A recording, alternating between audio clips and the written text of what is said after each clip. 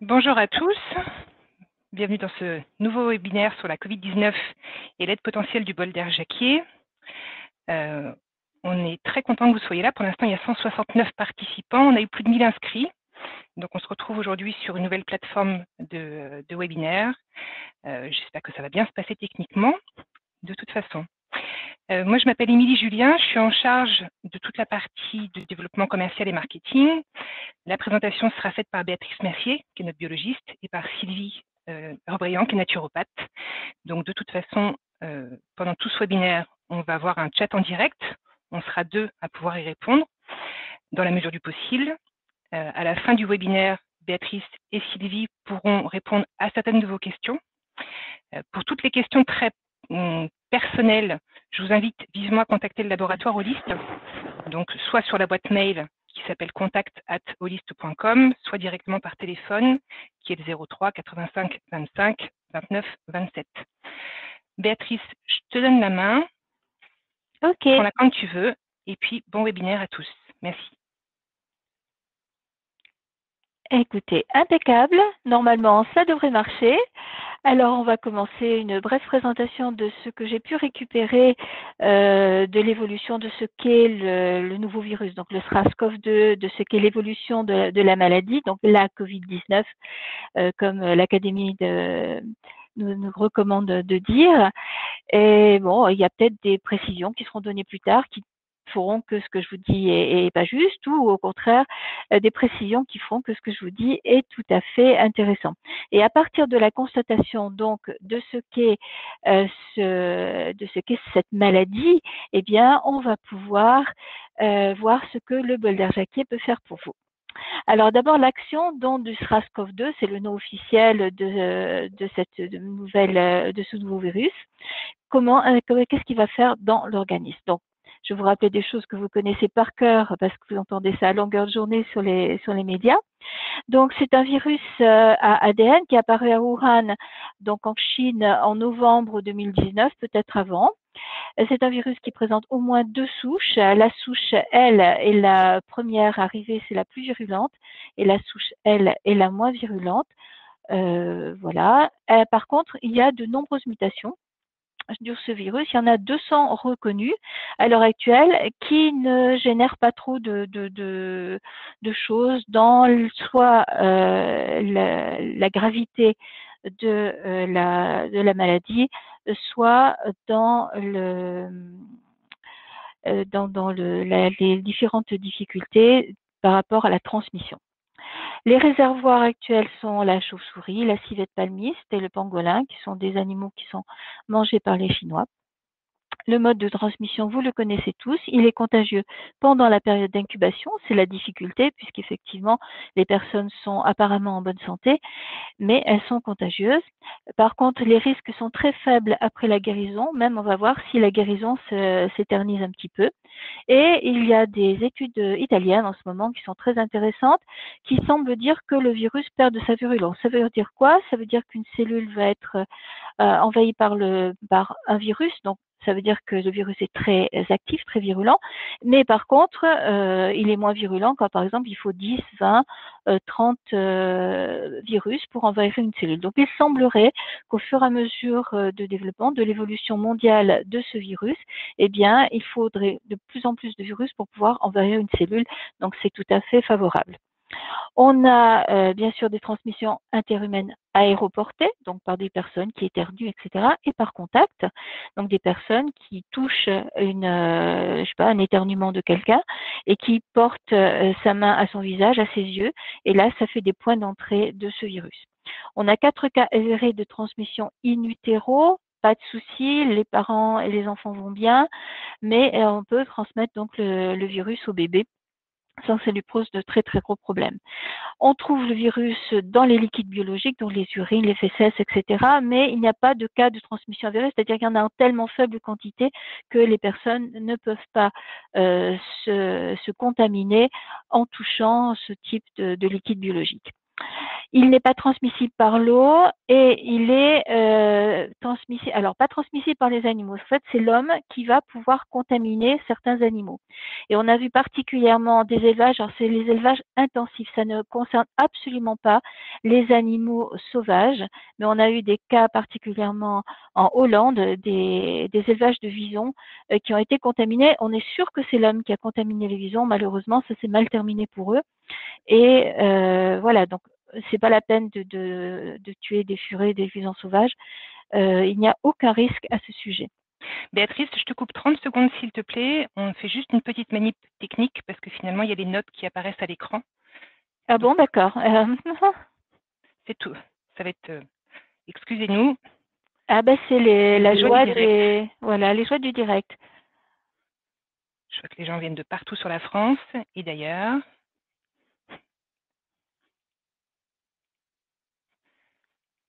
238 personnes connectées en direct. C'est chouette. Bravo à tous les connectés. Ça me met un peu plus la pression, c'est sympa. Enfin bon, on va arriver à survivre. Temps, donc il n'y a pas de souci. Donc je me remets où j'étais. Donc je venais vous parler des élevages intensifs de furets de visons. Donc encore une fois, n'assassinez pas des animaux sauvages, ils n'y sont pour rien. Et puis possibilités de retomber malade qui sont totalement incertaines. On voit qu'il y a un petit retour de manivelle en Chine. Est-ce que c'est un nouveau virus ou un virus muté ou est-ce que c'est le même virus? On ne sait pas. Donc, ma foi, faites attention tant qu'il n'y a pas de possibilité d'être sûr qu'il y ait aucun souci. Quelles sont les personnes les plus touchées? Eh bien, c'est les personnes qui sont dans un milieu pollué. On sait qu'il y a plusieurs millions de personnes qui meurent chaque année du fait de la pollution. Eh bien, quand vous avez un organisme qui est affaibli par cette pollution, quelle qu'elle soit, aérienne, chimique, etc., eh bien, vous avez un risque aggravé d'avoir la forme très, très délétère de la COVID-19. Les personnes qui sont les plus touchées sont les personnes de sexe masculin, âgées, alors selon les publications, entre 65, plus de 65, plus de 70 ans. Ça ne veut pas dire qu'une personne âgée de 70 ans qui est en forme a plus de risques, mais c'est simplement qu'à cet âge-là, eh bien ma foi, on a plus de polypathologies, de diabète, de cancer, de maladies cardiovasculaires, des pathologies chroniques respiratoires, des insuffisances rénales chroniques. Tout ceci, plus la pollution, va affaiblir les organismes. Et puis, vous avez tous les groupes sanguins sauf le groupe O qui sont plus sensibles au virus. La précarité, il y a des papiers qui sortent actuellement. On voit que dans les milieux où les personnes ne sont pas forcément dans une richesse ou une aisance correcte, eh bien, il y a une augmentation du taux de personnes touchées. Et puis récemment également, une petite publication est sortie pour démontrer qu'une préinfection à un cytomégalovirus, qui est un virus de type herpès, peut aggraver la situation de la personne et du coup, elle sera plus touchée par le virus Covid. Il faut dire que l'herpès génère des troubles cardiovasculaires et métaboliques et du coup, même des personnes jeunes mais qui ont eu cette infection de type herpétique retombent comme au niveau des polypathologies. Je vais insister sur les diabétiques parce que vraiment, c'est quelque chose d'assez incroyable. Donc, vous avez ici, sur la partie gauche de votre écran, vous avez les protéines glyquées, le taux de protéines glyquées. En fait, vous avez des protéines dans le sang, vous avez du sucre dans le sang, et donc votre taux de protéines glyquées, vous voyez sur votre analyse sanguine, doit être aux alentours de 5%. Et en fait, quand vous êtes diabétique, vous avez des hausses et des baisses de sucre dans le sang. Donc, vous avez ces protéines qui se caramélisent. Il ne faut pas vous faire être impressionné par ces noms. Il faut bien donner un nom à un phénomène, mais en fait, c'est quelque chose de tout à fait simple. Donc, quand vous êtes normal, eh bien, vous avez un taux d'oxygène qui est tout à fait correct. Par contre, quand vous êtes prédiabétique, diabétique, eh bien, vous avez une saturation d'oxygène qui est moindre. La CRP, c'est un critère qui va déterminer votre inflammation. Eh bien, vous voyez que les personnes prédiabétiques, diabétiques ont une CRP, donc ils sont en état inflammatoire, ce que ne sont pas forcément les personnes qui sont en bonne santé. Le fibrinogène, c'est une sorte de trame qui se fait dans le sang qui va, par exemple, quand vous vous coupez, eh bien, c'est cette trame qui se met pour arriver à empêcher le vaisseau de saigner. Eh bien, même si vous ne saignez pas, vous avez plus de cette trame. C'est comme si vous mettez dans le sang une sorte de filet de pêche. Voilà. Donc forcément, le sang circule moins bien. La vitesse de sédimentation, c'est aussi un critère d'inflammation. Là aussi, la vitesse est largement supérieure au-dessus des normes pour une personne diabétique prédiabétique. Vous avez un autre critère d'inflammation qui est la ferritine, qui est aussi beaucoup plus importante chez les diabétiques, chez les personnes enflammées. Donc, la mortalité, il n'y a pas photo, 11,4 dans un premier temps, 27,7. Donc, vraiment, les personnes diabétiques, le diabète constitue un facteur pronostic majeur dans la progression de la Covid. Je parle bien des diabétiques qui ne sont qui ne se soignent pas bien, qui ne sont pas régularisés par le traitement. Par contre, les personnes qui sont diabétiques mais régularisées par un traitement, elles retombent comme pour des personnes qui ont HbA1c normal, donc une hémoglobine normale. Quand on regarde les évolutions possibles, donc vous avez la Covid-19, bien vous voyez que la majorité de l'évolution, c'est des cas asymptomatiques. Vous avez une petite partie de personnes qui ont des symptômes qui sont un petit peu graves et une très petite partie de personnes qui se retrouvent à l'hôpital. C'est quoi une forme bénigne? Vous n'avez aucun symptôme apparent, mais attention, il peut exister des lésions pulmonaires. Il y a eu des post-Covid ou des personnes qui n'avaient pas de symptômes, dont on a détecté qu'elles avaient le Covid, qui allaient apparemment très bien, mais qui se retrouvent avec des petites lésions pulmonaires. Donc ça, c'est une étude des études qui vont se faire au fur et à mesure du temps pour voir un petit peu ce qui se passe. L'alerte pour les personnes, c'est la perte transitoire de l'odorat. Et puis, chez les enfants, le bout des doigts et des orteils qui sont bleus. Donc ça, ce sont des formes légères, asymptomatiques, sans problème. Certaines personnes ont en plus, comme un signe de rhume, le nez qui coule, quelques maux de tête, des courbatures, un peu de fatigue. Donc rien de, c'est jamais agréable, on est d'accord, mais c'est quand même pas absolument dramatique. Les formes déclarées, où là vraiment, ça vous amène à consulter le médecin, c'est une forte fièvre, une toux sèche ou grasse. Au départ, on parlait de toux sèche, mais en fait, les sèches ou grasses sont des signes égaux du Covid-19, de la maladie. Des diarrhées, des courbatures, des maux de tête, des oppressions, étouffements, essoufflements, conjonctivite, donc on l'a dit, perte brutale de l'odorat et du goût, énorme fatigue. Donc vous n'êtes pas obligé d'avoir tous les symptômes, mais simplement 1, 2, 3 symptômes. Et là, c'est l'alerte que vous avez la Covid et qu'il faut consulter le médecin. Quand ça ne va pas du tout, donc on arrive vraiment à des cas extrêmes, eh bien, on a des formes critiques qui s'installent. C'est l'hospitalisation d'urgence avec détresse respiratoire. Ça peut aller jusqu'à l'insuffisance rénale aiguë, défaillance multiviscérale, ça veut dire que vos organes dysfonctionnent. Et malheureusement, ça peut aboutir à la mort. Donc, il y a 3 origines qui sont données pour savoir comment est-ce qu'on passe de la forme normale à la forme critique. Donc, est-ce que c'est une tempête cytokinique? C'est-à-dire que vous avez votre système immunitaire qui réagit beaucoup trop et ça va provoquer un dysfonctionnement multiviscéral.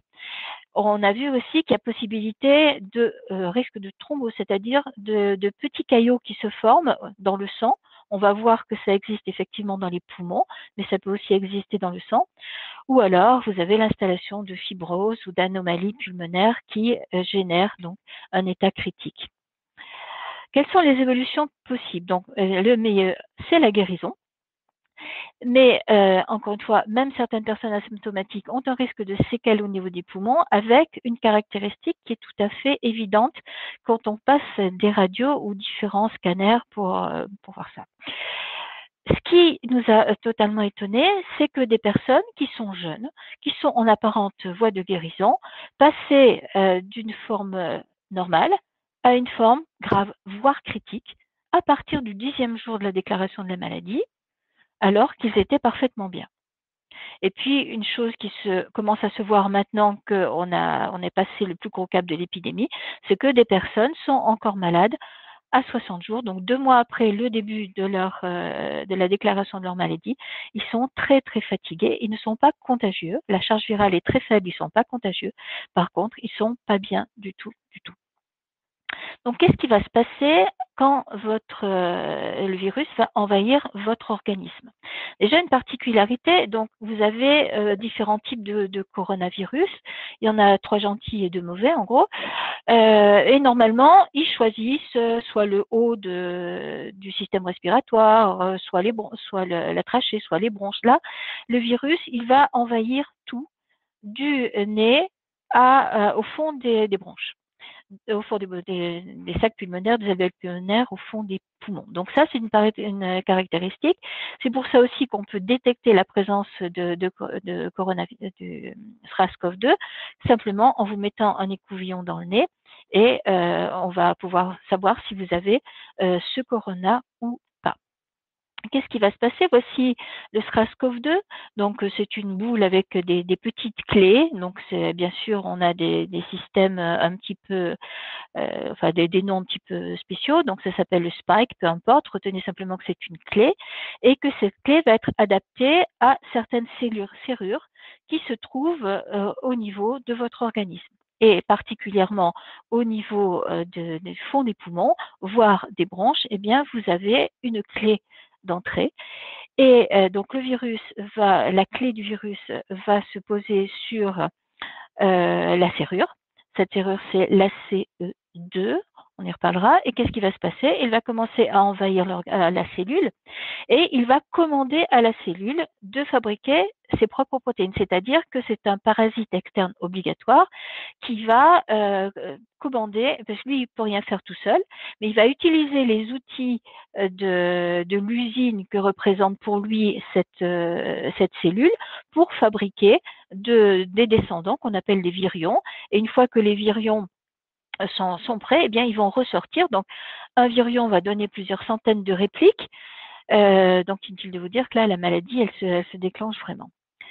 Donc, qu'est-ce qui se passe au niveau des poumons? Donc, vous voyez, vous avez au niveau des poumons, donc on appelle des pneumocytes, un pneumopoumon-cyte, les cellules qui se reproduisent dedans. Vous voyez ici le bout de navelle pulmonaire, donc c'est très petit. Vous voyez le petit capillaire sanguin qui ne peut contenir qu'un globule rouge, donc vous voyez, c'est vraiment très très petit. Et ces alvéoles, c'est à travers ces alvéoles que se font les échanges gazeux, c'est-à-dire que l'oxygène va passer dans le sang et le CO2 va passer du sang à l'air. Donc vous avez 2 types de cellules, peu importe. Sachez que cette alvéole est toujours ouverte à cause d'un produit qui tapisse le fond des cellules qu'on appelle le surfactant. Encore une fois, retenez, produit qui tapisse le fond des cellules. Mais qu'est-ce qui va se passer quand les virus envahissent le pneumocyte? Du coup, les pneumocytes, ils vont plus avoir le rôle de transport des gaz, et va plus aussi avoir le rôle de fabricant de ce fameux surfactant. Donc, puisqu'il n'y a plus de surfactant, du coup, il y a collapsus. C'est-à-dire que vous imaginez un ballon où il n'y a rien du tout. Eh bien, le ballon se colle et il y a impossibilité de faire rentrer l'air dans cette espèce de ballon. Et du coup, s'il n'y a pas d'air qui rentre, il n'y a pas non plus d'air qui va rentrer donc dans cette alvéole pulmonaire et donner de l'oxygène. Après, les répliques virales qui vont sortir en quantité vont provoquer une réaction très importante de la part du système immunitaire, ce qu'on appelle une libération tempétueuse de cytokines et de chémokines. Vous allez avoir de la fièvre, l'inflammation est généralisée. Et ce qui va se passer, c'est que les alvéoles des poumons, qui étaient déjà pas en bonne forme, se remplissent de pus et de liquide, et les échanges gazeux qui sont déjà limités du fait de l'effondrement du surfactant, ça va être encore pire, et ça va atteindre les alvéoles voisines, générer donc une hypoxie, hypo en dessous, oxygène, ça veut dire que votre organisme ne peut plus avoir assez d'oxygène, et c'est là que les embêtements commencent. Donc tout ça, ce que je vous décris sur le SRAS-CoV-1 ou la SRAS-CoV-2, eh bien, c'était strictement identique. Par contre, il va y avoir des particularités de ce SRAS-CoV-1. Ici, sur votre gauche, vous voyez des poumons normaux, et là, vous voyez des poumons envahis par le virus. Donc, c'est évident qu'il y a des grosses difficultés. C'est pour ça que les premières personnes qui sont allées dans les hôpitaux, on les a intubées, injecté de l'oxygène à haute pression pour dégager ses poumons. Sauf que ce n'était pas suffisant, parce que le SRAS-CoV-2, provoque de la part de l'organisme des vaisseaux pulmonaires qui sont bizarres. C'est-à-dire là, vous voyez une radio tomodensitométrie spectrale, bon, peu importe, c'est une photo des poumons par cette imagerie. Et ces amas rouges que vous voyez, en fait, ce sont des vaisseaux pulmonaires qui, au lieu d'être bien droits, sont totalement tortués, tordus, pardon, pas tortués, tordus, excusez-moi, ou dilatés, enfin bref, ça va pas du tout. Vous voyez, il se coupe par la création d'un pilier. Donc, ça s'appelle, bon, là aussi, il y a des noms à coucher dehors avec un billet de logement, ça s'appelle l'intussusception, peu importe, retenez simplement ça, la création de ça, c'est inattendu. Normalement, quand un vaisseau s'agrandit, il grandit par bourgeonnement. Là, c'est plutôt rare. Donc, vous voyez, c'est les premières caractéristiques de ce Covid-là, de ce SARS-CoV-2-là. Autre chose, il se forme dans les poumons des microcaillots, dans ces capillaires, c'est les microcaillots que vous voyez au bout des flèches. Il se forme de la fibrine, donc ces fameuses filets, cette maille, filets sous forme de maille, et du coup, on a l'activation de la coagulation. Donc déjà, les alvéoles pulmonaires, elles sont ouvertes, mais là, il y a encore des gros problèmes au niveau des vaisseaux sanguins. Donc ça, c'est une alvéole pulmonaire normale, et là, vous avez une alvéole pulmonaire qui est attaquée parce que les pneumocytes sont attaqués, et ça veut dire quoi? Ça veut dire que le SRAS-CoV-2 va rentrer dans l'organisme. Donc déjà, quand il est dans les poumons, il va générer une réaction de la part de l'organisme qui est très importante, mais en plus, il va envahir l'organisme. Alors, il y a trois hypothèses qui vont expliquer que l'envahissement de ce virus va provoquer des dégâts et amener les personnes à l'hôpital. Donc, il y a trois hypothèses. Les deux premières hypothèses, j'y crois pas trop, mais elles ont été émises. Donc l'hypothèse 1, c'est que les virus produisent des protéines qui vont expulser le fer de la molécule qui transporte l'oxygène. C'est ce fer qui va permettre à l'oxygène d'être transporté dans l'organisme. Et là, il n'y a plus de fer, donc du coup, il n'y a plus de protéines qui transportent l'oxygène, et ça crée forcément inflammation, hypoxie et thrombose. L'hypothèse numéro 2, c'est que le virus attaquerait à une bactérie intestinale qu'on appelle la Prevotella, qui est une bactérie tout à fait normale. Il y en a très peu chez les enfants, beaucoup plus chez les personnes polypathologies et chez les personnes âgées. Donc du coup, on s'est dit, peut-être que cette virulence qu'aurait acquis la Prevotella, eh bien, expliquerait aussi la très forte inflammation, l'hypoxie, les risques phénothrombolytiques. Et la troisième hypothèse, c'est que cette maladie serait une inflammation vasculaire systémique. À mon avis, c'est l'hypothèse la plus logique, parce que dans tous les cas, on va retrouver tout ce que l'on peut observer sur cette maladie. Donc, je vous ai parlé de la serrure dans laquelle s'introduisait la clé à la surface du virus. C'est ce qu'on appelle l'ACE2, qui appartient à un système particulier de l'organisme et qui, normalement, crée des vasodilatations. Donc, en fait, en agissant sur l'ACE2, eh bien, l'information de vasodilatation à l'organisme n'est plus donnée. Et vous avez l'information de vasoconstriction. Alors, vaso, le vaisseau, constriction, le resserrement du vaisseau, qui est donné. Et du coup, si on vasoconstricte, on retombe sur l'hypoxie, on retombe sur l'inflammation, on retombe sur les risques de thrombose, donc de caillots au niveau du sang. Et ce qu'il y a de très intéressant également, c'est que ces portes d'entrée, ces serrures de récepteurs ACE2 sont partout présents dans l'endothélium des vaisseaux sanguins. Ça va dans le cerveau, ce qui expliquerait les difficultés de respiration et les pertes d'odorat et de goût. Ça va au niveau de la prostate particulièrement, ce qui expliquerait qu'il y ait plus d'hommes qui soient touchés que par rapport aux femmes. Dans tous les cas de figure, vous avez destruction des cellules des vaisseaux sanguins, relargage des protéines, donc les protéines dans l'organisme, l'organisme va réagir par cette fameuse très forte inflammation. Et une fois de plus, si on a vasoconstriction, on a inflammation, on a toujours hypoxie, manque d'oxygène et risque de caillot, risque de thrombose. Donc, on revient toujours sur ces points qui sont des points qui doivent être soutenus pour éviter que les personnes passent de la forme normale à une forme gravissime. On a quand même un espoir, c'est l'immunité croisée. Pendant très longtemps, on s'est demandé, est-ce que cet envahissement, normalement, vous avez un étranger un virus, ça peut être une bactérie, ça peut être, je sais pas, un ver, n'importe quoi, qui s'introduit dans votre corps, le système immunitaire, qui est le système de garde, les soldats de l'organisme, vont réagir et notamment fabriquer un produit qui va lutter contre l'envahisseur précisément, qu'on appelle des anticorps. Eh bien, on s'est aperçu qu'effectivement, dans 98% des cas de personnes qui étaient infectées, eh bien, il y avait ces anticorps. Donc, en fait, il y aurait une immunité qui se crée. Donc, là aussi, c'est des choses qu'il faut voir sur du long terme, parce que on est vraiment juste à la fin de l'épidémie et les gens qui ont eu cette pathologie, qui sont guéris, vont en général, on va leur demander un petit peu examiner ce qui se passe dans leur sang. Et il y a une étude qui est très intéressante qui sur le point de paraître, c'est-à-dire qu'on a voulu comparer des personnes atteintes de cette maladie et des personnes normales qui n'ont pas été atteintes, pas normales, qui n'ont pas été atteintes de cette maladie. Eh bien, on s'est aperçu que chez ces personnes qui n'ont pourtant pas été détectées avec la présence de SRAS-CoV-2, avaient des anticorps neutralisants. Alors ça, c'est intéressant. Ça veut dire que peut-être que l'énorme taux de personnes qui ont une forme bénigne, tout simplement parce qu'il y avait ces anticorps neutralisants. Et ça explique aussi par rapport aux enfants.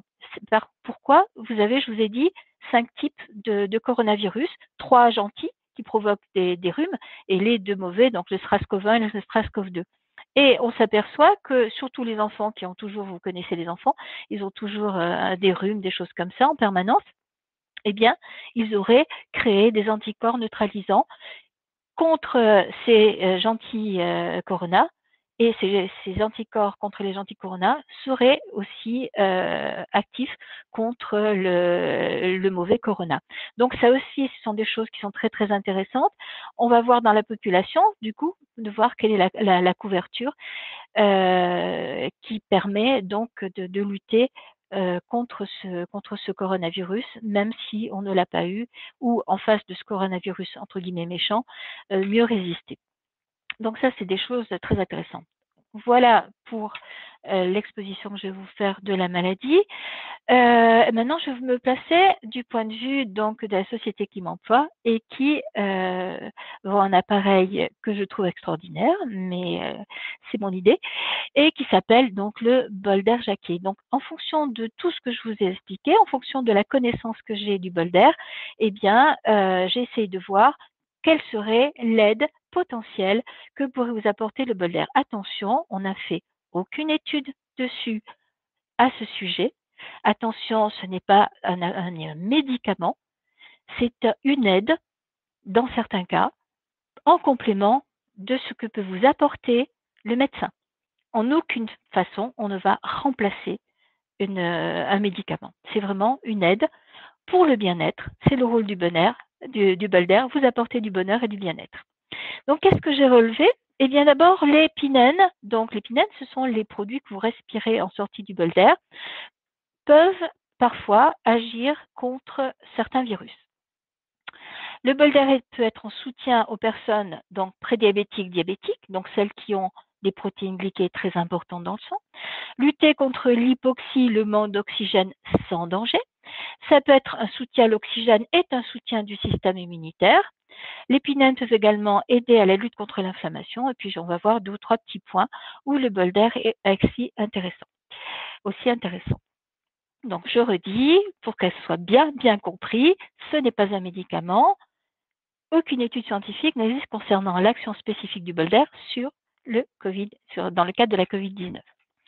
Je vais vous rappeler en quelques mots la méthode. Donc, alors, bol d'air Jacquier, parce qu'à l'origine, vous voyez ce charmant monsieur qui est décédé dans sa 99e année, donc le 21 mars 2010, qui était chimiste, inventeur, écrivain, et qui est donc à l'origine de la méthode bol d'air. En fait, il connaissait très bien les molécules naturelles, Et il s'intéressait particulièrement à une molécule qui est un extrait de l'huile essentielle de térébenthine qu'on appelle l'alpha-pinène. Donc, il n'est pas le seul, il n'est pas le premier à s'y intéresser. Auparavant, il y avait un monsieur qui s'appelait Pierre-Eugène Marcelin Berthelot, qui est un chimiste qui est très connu, qui s'était beaucoup intéressé à cette huile essentielle et qui avait déterminé que dans certaines conditions de température, de pression, etc., cette huile pouvait capter et redonner jusqu'à 168 fois son poids en oxygène. Donc, monsieur Jacquet a eu l'idée, pour permettre une meilleure oxygénation de l'organisme, pour lutter contre l'hypoxie, parce que l'hypoxie, je vous en parle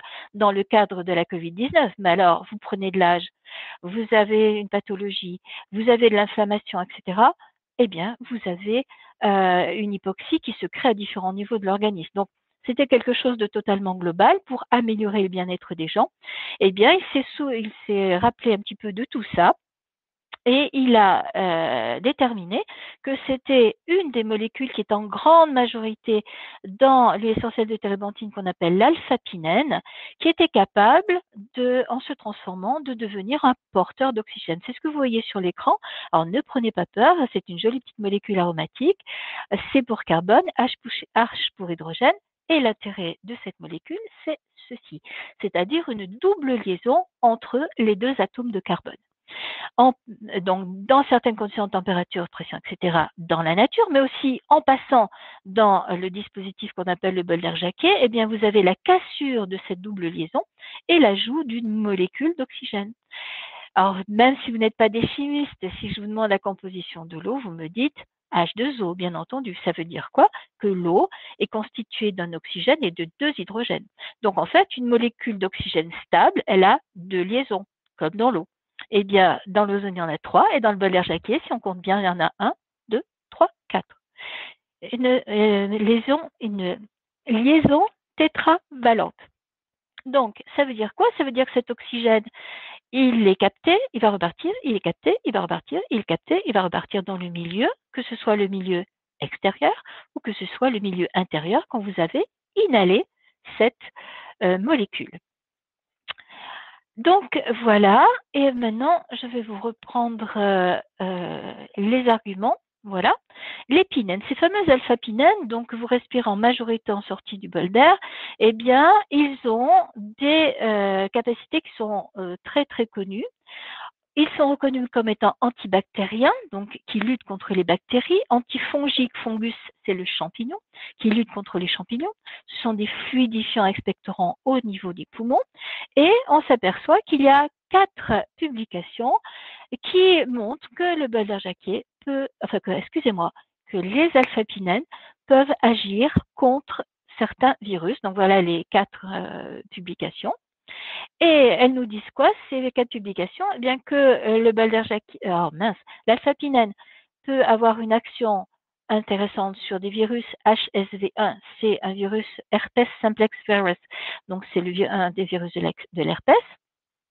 Et puis vous avez des actions sur un IVB, Infectious Bronchitis Virus, qui est c'est intéressant pour nous parce qu'il appartient, alors ça n'est pas le SARS-CoV-2, mais il appartient quand même à la catégorie des coronavirus.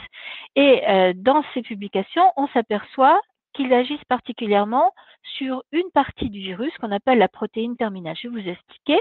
Donc vous avez ici le virus avec ce qu'il y a à l'intérieur. Ils ont sur son enveloppe et à l'intérieur, ils ont des protéines qu'on appelle les E, M, etc. Et là, vous avez cette protéine M qui se trouve à ce niveau-là. Là, vous avez la RN virale. Là, vous avez encapsulé qui protège l'ARN, ce qu'on appelle une capside. Et c'est là qu'il y a la protéine M. Donc, qu'est-ce qui va faire lutter contre la protéine M? Ça veut dire quoi? Ça veut dire agir pour moduler la synthèse de l'ARN viral. Ça veut dire qu'on va empêcher l'encapsidation, c'est-à-dire la formation d'une protection autour de cet ARN et donc la formation de cette nucléocapside. S'il n'y a pas de nucléocapside, il ne va pas y avoir formation de virion. Donc, il va y avoir une moindre multiplication de ce virus. Et puis en plus, cette protéine M, c'est elle qui va particulièrement déclencher l'inflammation, donc une réponse particulièrement intéressante de la part du corps. Donc vous voyez, on peut agir tout en douceur de cette façon. Encore une fois, ça n'est pas un médicament. Ensuite, en soutien aux personnes à HbA1c élevé, c'est-à-dire des personnes qui sont prédiabétiques ou diabétiques. Donc, c'est une expérimentation que j'ai faite sur des animaux. Vous voyez ici un sang à laquelle j'ai fait barboter de l'air humide et j'ai testé le taux d'hémoglobine glyquée. Et puis, sur le même sang, mais qu'il y a eu les extraits du bol d'air Jacquier, pendant à peu près 3 heures, une incubation de 3 heures, eh bien, on s'aperçoit qu'il y a une diminution significative du taux de protéines glyquées. Donc, ça veut dire que le bol d'air Jacquier va aider, pour des organismes mammifères, en tous les cas, va pouvoir aider à la réduction de ce facteur qui est très très important. C'est un gros facteur d'inflammation et c'est une des choses qui provoque les maladies bien connues chez les personnes qui ont du diabète. Encore une fois, cette étude qui est publiée l'a été sur des animaux. Lutter contre l'hypoxie, oui, c'est encore mieux si c'est sans danger. Donc là, vous avez une expérimentation qui a été faite par la pose sur des personnes donc, qui sont normoxiques, c'est-à-dire qui n'ont aucun problème de respiratoire. On pose un appareil sur la peau et on va capter à travers cette peau le taux d'oxygène à disposition de la cellule. C'est ce que vous voyez, ça s'appelle la pression partielle transcutanée, peu importe, c'est le taux d'oxygène à disposition de la cellule. Donc ce que vous voyez au départ, c'est ce qui se passe sur bol d'air. Quand on fait 3 minutes d'une session bol d'air type tonique, eh bien, vous voyez que vous avez une augmentation tout en douceur du taux d'oxygène à disposition de la cellule. Et ce qui est intéressant, c'est que ce taux d'oxygène perdure après l'arrêt de la session respiratoire. Quand vous avez affaire à un appareil d'oxygénation médicale, vous inhalez plus d'oxygène avec de l'eau dans des bonnes conditions. Et quand vous arrêtez de respirer à cet appareil, eh bien, le taux d'oxygène redescend à ce qui était à la norme d'avant cette respiration. Avec le bol d'air, comme vous n'inhalez pas de l'oxygène, mais cette fameuse molécule naturelle qui, tant qu'elle est activée, va capter, redonner, capter, redonner, capter, redonner de l'oxygène, eh bien, vous avez cette amélioration du taux d'oxygénation tissulaire. Donc, ça dure, avec les moyens que l'on avait, on a calculé que c'était au moins 2 heures, peut-être plus, on ne sait pas. En tous les cas, c'est au moins 2 heures. Après, avoir de l'oxygène en plus, eh bien, ça peut être dangereux. Vous savez, l'organisme, il a besoin d'équilibre absolu. Si on lui met trop de choses, il va râler. Si on lui met pas assez de choses, il va râler aussi. Et un organisme n'a aucun sens de l'humour. Quand il ne va pas, il s'arrête. Donc, trop d'oxygène, ça peut générer un stress oxydatif majeur. Donc, une des tâches qui m'a été donnée quand je suis rentrée au laboratoire, c'est de voir si c'était une méthode oxygénante, ça vous venez de le voir, mais que c'était une méthode surtout qui ne générait pas de stress oxydatif. Donc, une méthode d'oxygénation sans danger. Donc, vous voyez, j'ai travaillé sur des mammifères, encore une fois. Donc, chez mammifères, c'est des populations que j'ai divisées en deux en leur disant, vous allez respirer de l'air humide et vous allez respirer du bol d'air Jacquier. Ce sont des animaux, hein, même si j'adresse comme ça, ce sont des animaux. Là, c'était des jeunes animaux juste sevrés. 1 an et demi après, ce sont des animaux qui sont très âgés, l'équivalent de personnes de 70 à 80 ans, et vous voyez que leur capacité de résistance antiradicalaire, qui est signalée ici en bleu sombre, va diminuer. Ça, c'est logique. C'est tous les organismes qui vieillissent ont cette capacité antiradicalaire qui diminue. Tout le monde, même les humains. Et par contre, vous voyez que les animaux qui ont fait du bol d'air Jacquier toute leur vie, eh bien, ont une capacité antiradicalaire identique à celle, voire même légèrement améliorée, à celle de leur jeunesse. Et il y a une différence pour ces deux types d'organismes âgés entre ceux qui n'ont jamais fait de bol d'air en bleu sombre et ceux qui ont fait du bol d'air en bleu clair. Leur capacité de résistance est nettement améliorée. On a parlé également de l'oxygène et du système immunitaire. Donc l'oxygène est absolument indispensable pour avoir un système immunitaire qui fonctionne bien. Là, je vous présente un globule blanc. Alors, il n'y a pas d'aussi jolie couleur dans l'organisme, c'est des fausses couleurs, mais ce magnifique violet, c'est un globule blanc. un lymphocyte qui est en train de se gaver de bactéries comme on se gave de frites. Et en fait, à l'intérieur de cette unicellulaire, de ce lymphocyte, vous avez tout un système qui est mis en place avec des ciseaux chimiques, mais ces ciseaux chimiques sont centrés sur l'oxygène. Ça veut dire qu'en cas d'infection, la demande en oxygène est multipliée entre 10 et 20. Donc, sans oxygène, votre système immunitaire, en tous les cas celui-là, fonctionne mal. Assez spectaculaire, un autre exemple du soutien de l'oxygène au système immunitaire, c'est ce qu'on appelle le baiser de la mort.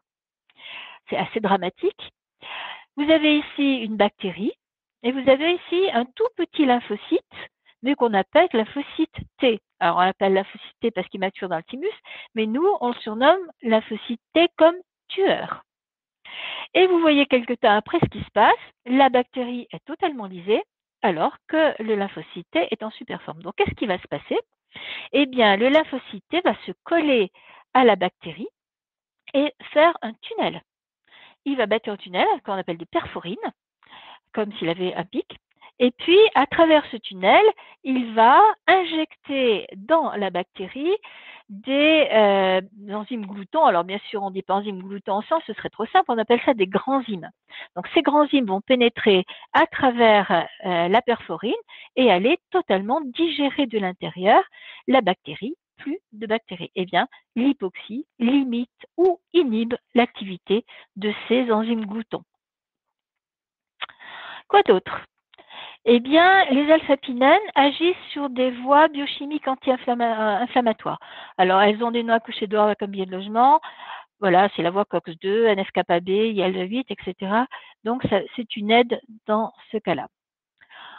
On va passer maintenant à ce qui se passe dans le sang.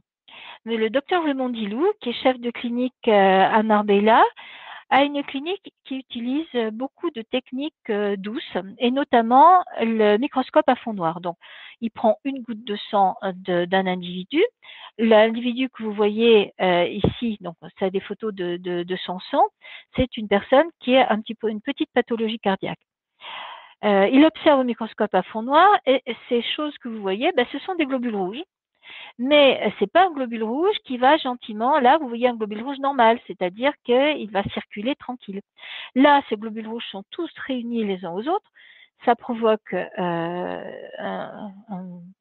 groupement de globules rouges qui ne peuvent pas passer dans les plus petits capillaires. Comme ça, donc du coup, vous avez des zones de l'organisme qui sont totalement inatteignables et donc qui sont en forte hypoxie. On a ça, par exemple, pour des personnes très âgées. On a ça pour des personnes, donc je parle du sang veineux, un peu du sang artériel, pour des personnes qui ont un état inflammatoire, pour des personnes qui manquent d'eau également. L'eau est très importante. Il faut boire. Les personnes peuvent avoir ce type de choses, d'image, avec simplement en étant déshydraté. 6 minutes de bol d'air jaqué type tonique et vous voyez, c'est évident que vous voyez qu'il y a les globules rouges qui sont tout à fait normaux. J'ajoute que le bol d'air a été testé en pneumologie, donc qui devrait bien vous rassurer. Et puis, bien sûr, comme l'oxygène donne de l'énergie, eh bien, plus vous avez d'oxygène, plus vous avez des chances d'avoir de l'énergie, tout simplement parce que l'oxygène, c'est 18 fois plus d'énergie que sans oxygène. Et les personnes qui sont fatiguées, eh bien, ont intérêt à prendre du bol d'air. On va voir un exemple par un film. Je laisse la parole à Émilie. Alors, je vais vous partager un extrait de l'émission Complément d'enquête qui est paru la semaine dernière, enfin il y a une dizaine de jours. Je vous lance la vidéo.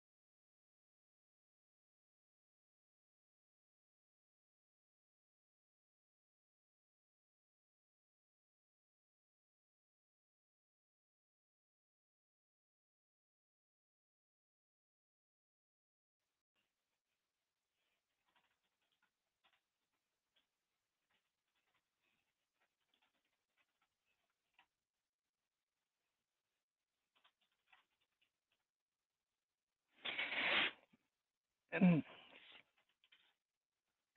je te laisse prendre le relais. C'est bon. C'est tout bon? Eh ben, Bon. bienvenue. Bonjour. C'est tout bon. C'est tout bon? Oui. Ben pour moi, par refaire contre, le partage d'écran. On a un contre, petit souci technique. Là, je pense, j'ai quelque chose de curieux sur mon écran. C'est bon. Bien. Donc, bonjour à tous.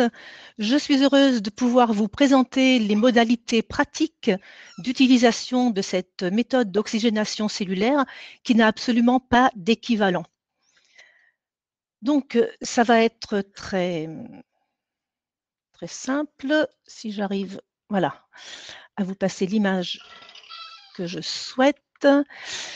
Donc, la méthode d'oxygénation nécessite deux choses.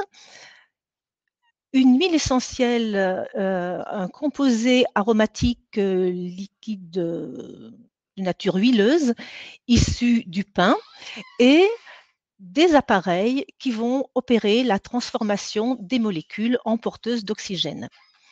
Donc, vous avez sous les yeux des bols d'air, deux modèles.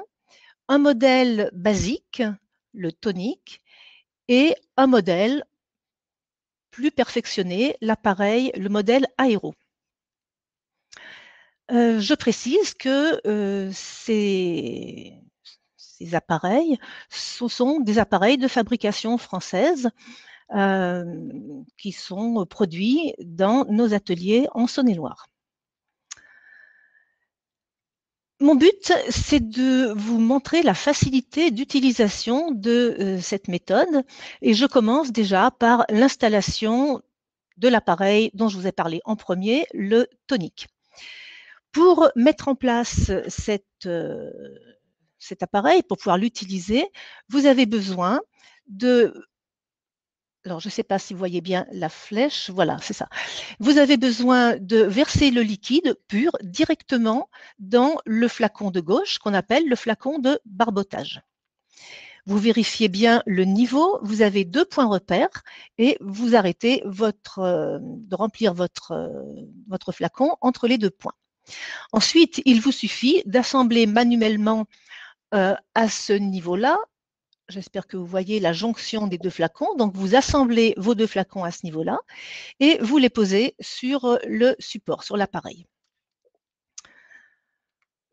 Ensuite, pour pouvoir mettre en route votre appareil, quand vous avez mis sous tension l'appareil par l'interrupteur qui se trouve au dos, vous avez deux voyants qui s'allument simultanément.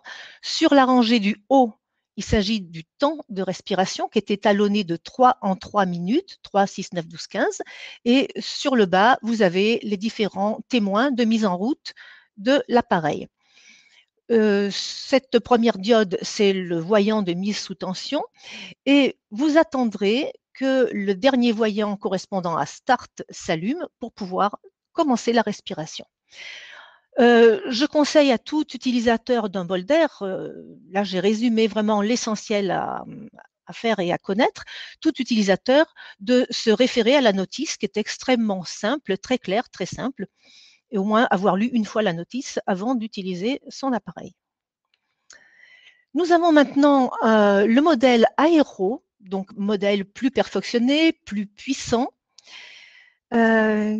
et plus simple également d'utilisation puisqu'il ne comporte qu'un seul récipient, donc une cuve cylindrique dans laquelle vous verserez le liquide jusqu'à la hauteur du trait et ensuite il suffira de repositionner le contenant sur le socle, de le remonter en position de démarrage et de mettre en route. Donc, vous avez ici une vue de l'écran au centre, de l'écran de pilotage.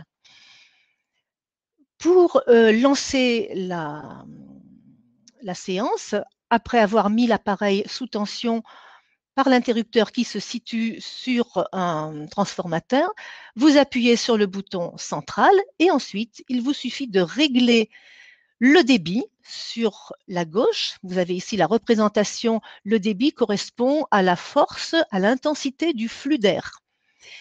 Donc, ce débit peut se régler de 1 le plus bas jusqu'à 4 le plus fort. Et vous réglez également le temps de respiration. Alors, vous remarquez que le temps de respiration, pour le coup, est gradué, il est étalonné de minute en minute, car cet appareil-là est plus puissant que le tonique.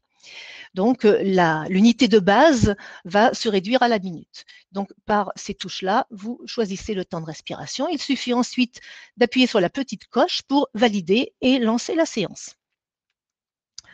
Donc, comment utiliser le bol d'air? Vous remarquez d'entrée de jeu que, puisqu'aujourd'hui on est très soucieux de questions de sécurité, on est très attentif à ce que l'on respire, eh bien, vous remarquez qu'il n'y a aucun contact entre le nez et la corolle de respiration.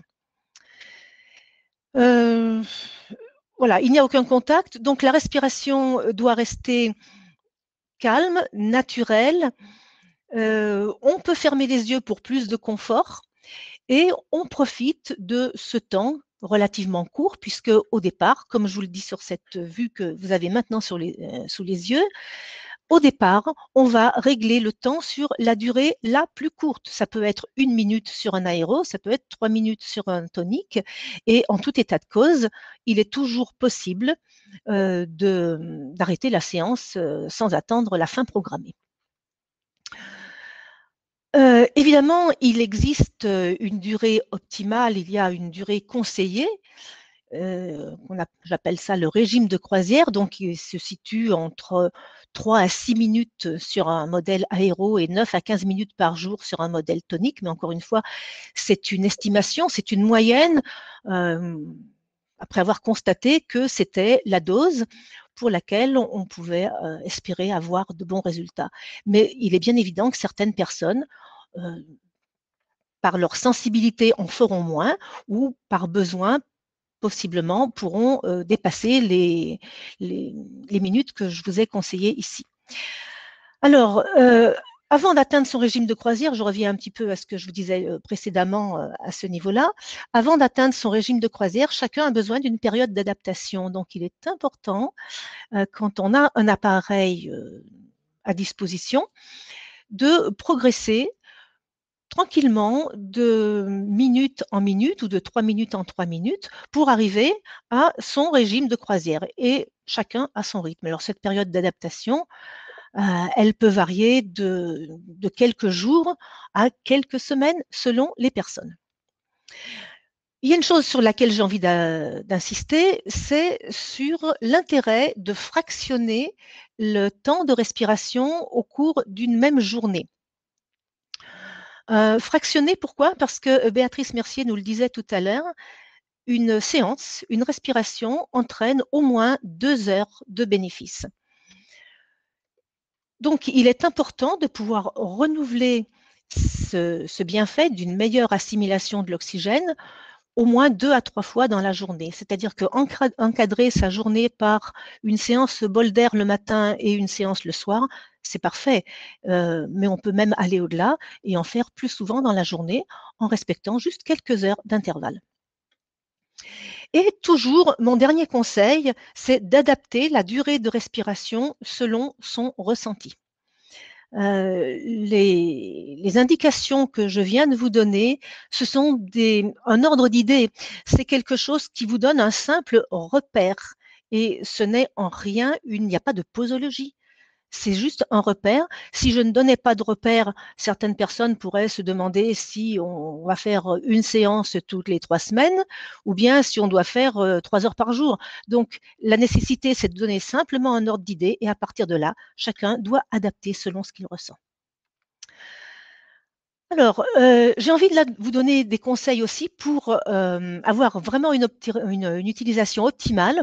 Et la première condition, c'est de veiller à la qualité du liquide que vous utilisez. Ce liquide porte le nom de orésine. C'est une oléorésine, donc c'est un extrait de pain, c'est un produit vivant et qui s'oxyde naturellement au contact de l'air et puis au fur et à mesure qu'on l'utilise. Vous avez sur la vue que Vous avez là sous les yeux 2 flacons. Il y en a un qui contient un produit qui est frais, qui est totalement transparent, et l'autre, c'est un liquide qui a déjà été utilisé pendant un certain temps. Il est un peu plus opaque et il commence à jaunir. À partir du moment où le liquide perd sa belle transparence, vous le renouvelez. Vous videz et vous remplacez par du produit frais. Voilà, ça c'était mon premier conseil. Le second, c'est la régularité. Alors, j'ai envie de parler de régularité et de lier ce conseil de régularité à la notion de terrain, puisque je suis naturopathe, j'agis dans le cadre de la prévention avant tout, et je suis très attentive à la qualité du terrain. On sait très bien que le terrain est tout et que le microbe n'est pas grand-chose. Et la régularité, c'est ce qui va nous permettre de consolider et de réguler notre terrain. Un terrain se dégrade sur des semaines, des mois plutôt, voire des années, et inversement, il se régularise, il se rétablit par des pratiques vertueuses régulières. Alors, vous avez une petite illustration du bol d'air, des 4 saisons du bol d'air. Et il est bien évident qu'on ne va pas se préoccuper de ces séances de bol d'air, de renforcer son terrain uniquement quand les premiers soucis pointent le bout de leur nez à l'automne et en hiver. En fait, c'est en permanence qu'on doit travailler sur notre terrain. Alors, le troisième conseil qui est extrêmement important, je l'ai déjà évoqué un petit peu tout à l'heure, je l'ai rapidement évoqué, c'est d'écouter son ressenti et d'individualiser. Individualiser, c'est important. Nous sommes tous différents et par conséquent,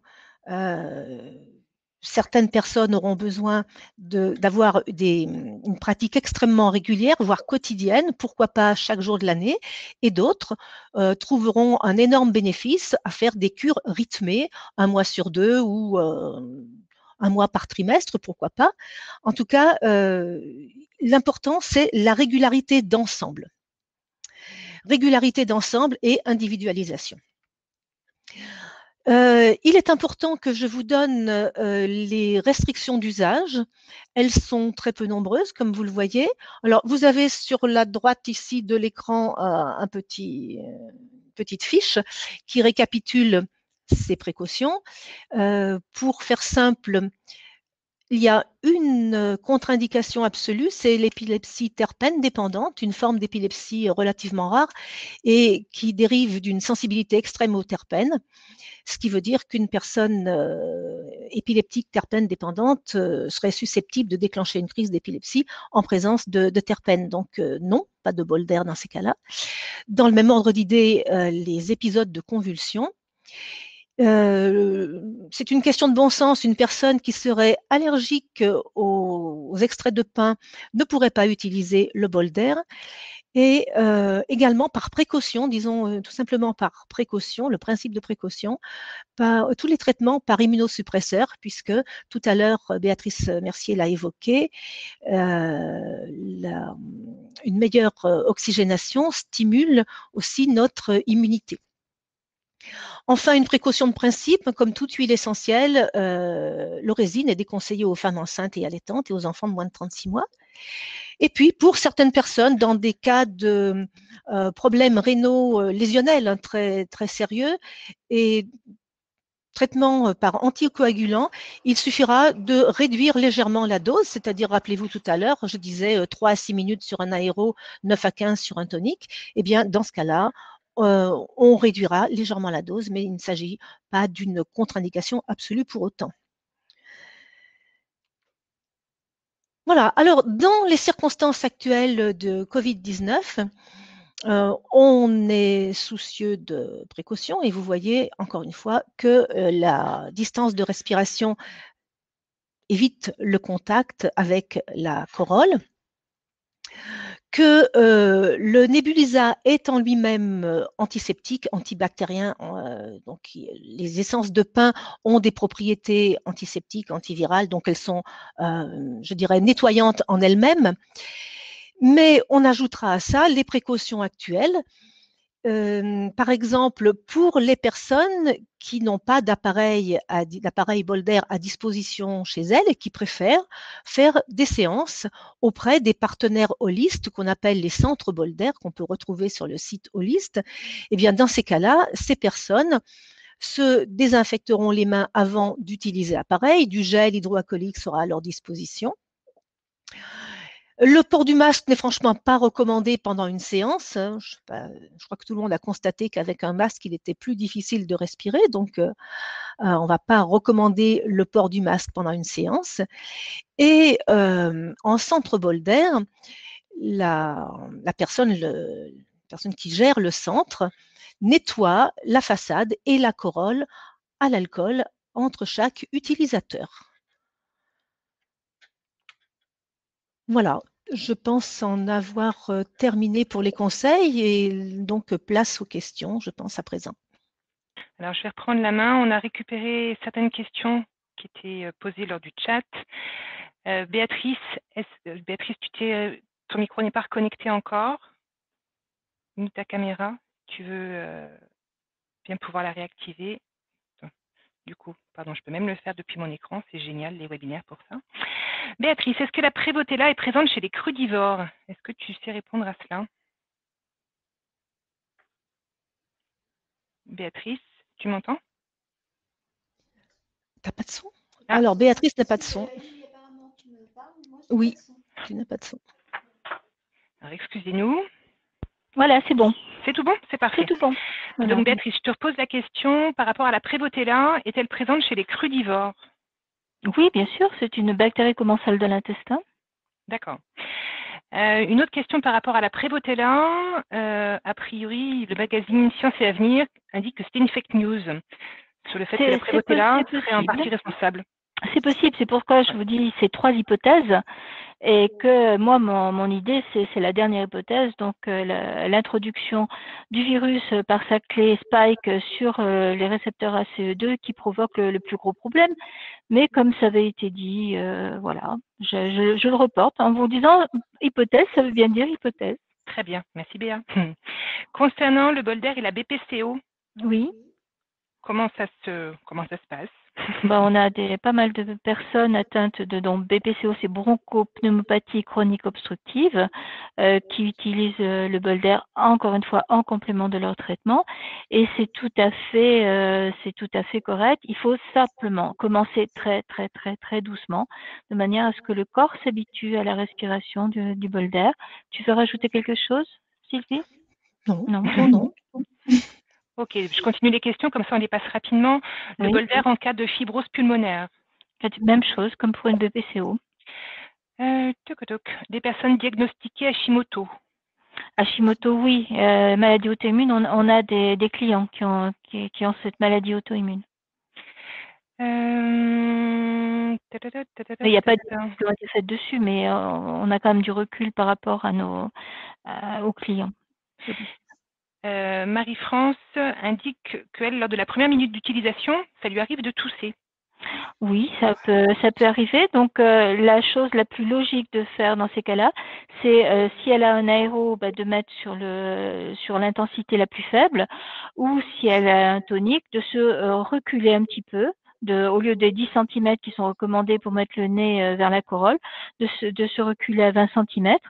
Donc, comme ça, elle aura quand même du produit transformé, mais moins que si elle était plus près.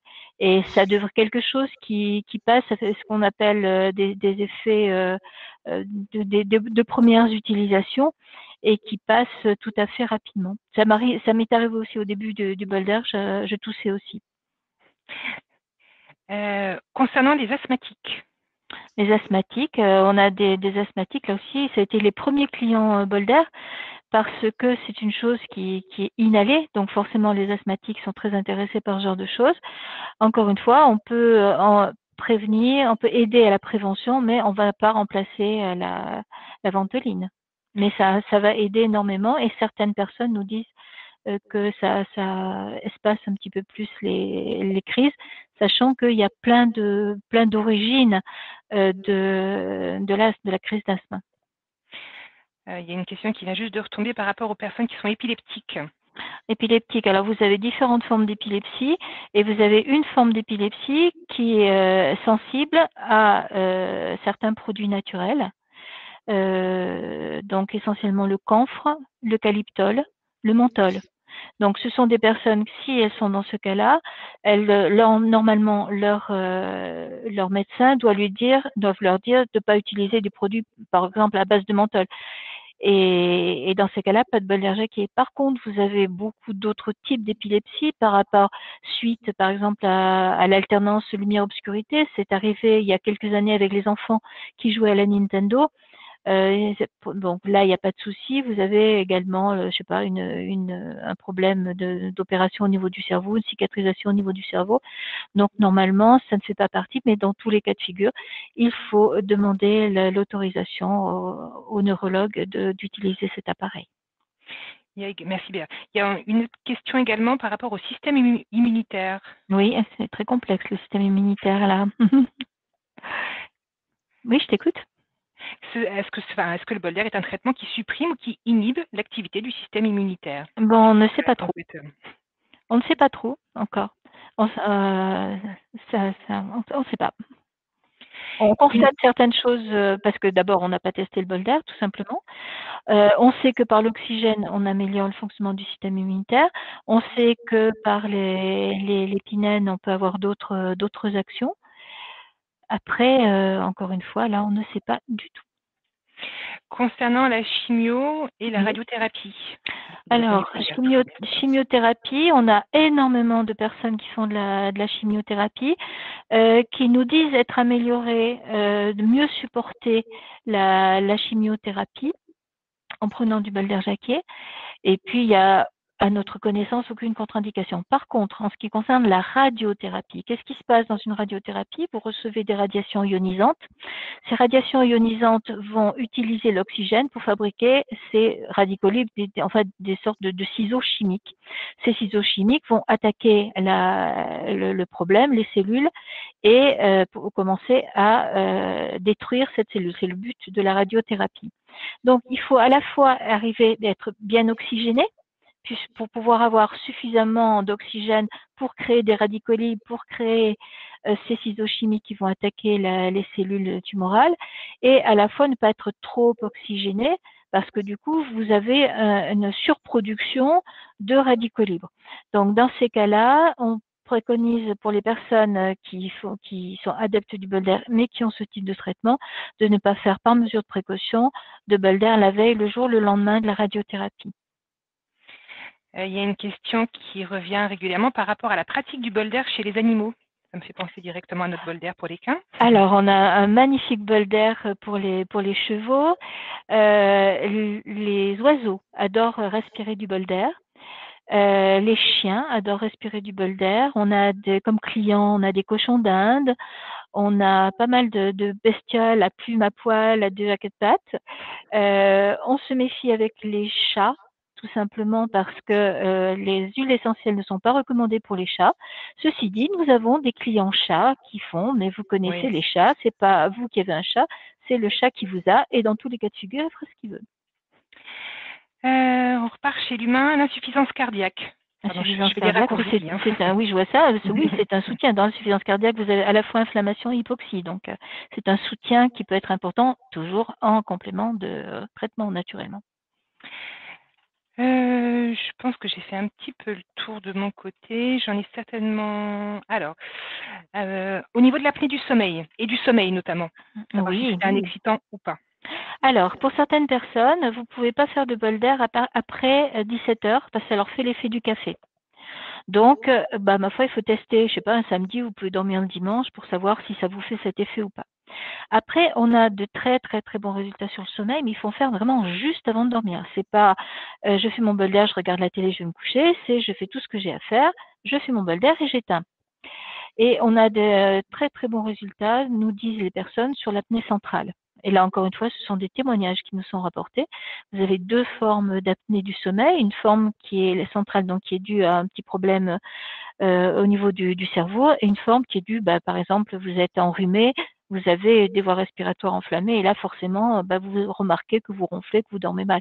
Donc, c'est là, tant que l'obstacle n'est pas levé, le bol d'air jaqué ne va pas aider. Il va peut-être compenser un petit peu le manque, l'hypoxie générée par les ronflements, par l'inflammation, mais ce ne sera pas aussi efficace. Mais ça, faire quand même ça essayer que pour l'apnée centrale. Pour la fibromyalgie et la polyarthrite rhumatoïde. Oui, c'est un anti-inflammatoire. On a des résultats sur le bol d'air jaqué est un petit peu répandu partout, pas seulement chez les particuliers, mais aussi dans des cliniques. Et on voit des résultats où le bol d'air est excusez-moi, antidouleur. Pardon, il y a des questions qui fusent, donc mes yeux ont du mal à suivre des fois. Au niveau des embolies pulmonaires, est-ce que le bol d'air est recommandé? Encore une fois, on a des clients qui ont des embolies pulmonaires et qui vont l'utiliser le bol d'air. Avant, après une opération chirurgicale. Oui, ça aide énormément, oui. Oui. Et encore une fois, ce sont des témoignages.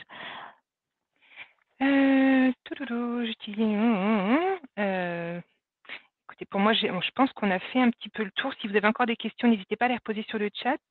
Sinon, de toute façon, je vous invite vivement à reprendre contact directement avec le laboratoire Holist, donc soit par téléphone, soit par mail, pour des questions précises. Si vous êtes déjà client, utilisateur, n'hésitez pas également à nous contacter pour vous accompagner, pour qu'on puisse vous accompagner au mieux.